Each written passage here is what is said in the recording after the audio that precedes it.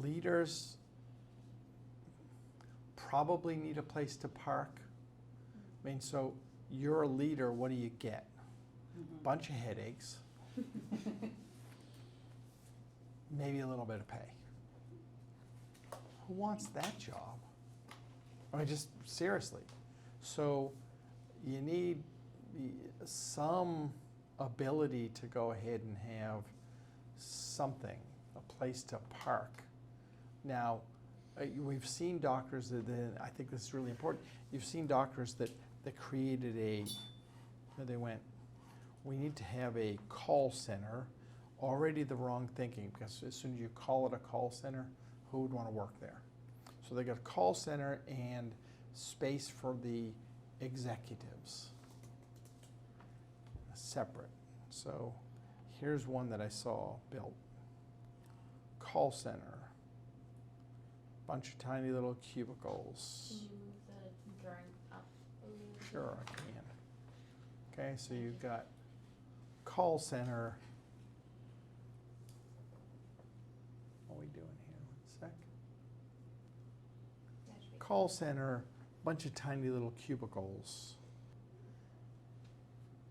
Executive desks.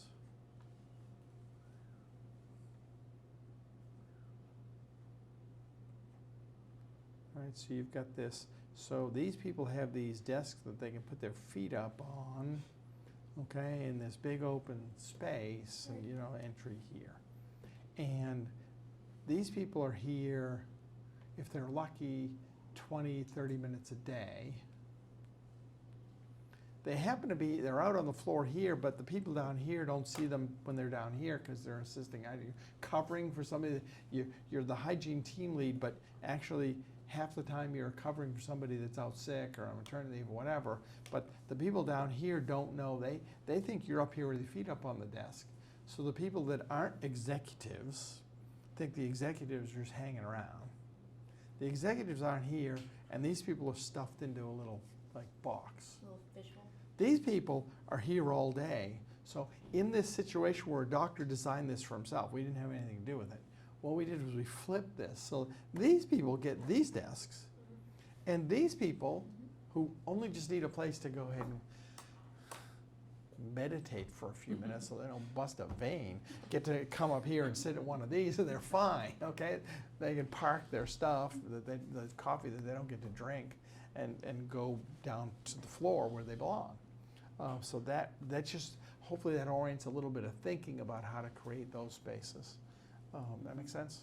Yeah. So I think there's some tweaks here. I mean, what's important about this is there's enough, this is enough space to build something great. I would explore more of the crossovers. I want to touch base on that. You've got a crossover. I would try to double load every crossover you've got. So I've got this is a single loaded crossover. You know, there's something, you slide that so that there's something else that you want to take off the main corridor that you can feed onto this corridor, which I think would be a great opportunity.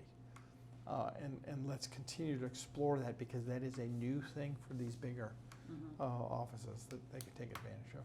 I'm Great. sure we'll have some feedback. I just got a second. So we have 2 GCs, 2 architects, office manager and doctor, and us on the call tomorrow. So when we designed this, we only designed it just under 7,000 square feet. Yep. He was planning 8,000 or 9,000 square feet, so I definitely think the tweaking that Yeah. we're talking about, we've got There's some got plenty opportunity of there room, right? to bring Right, in. we exceeded his Yeah.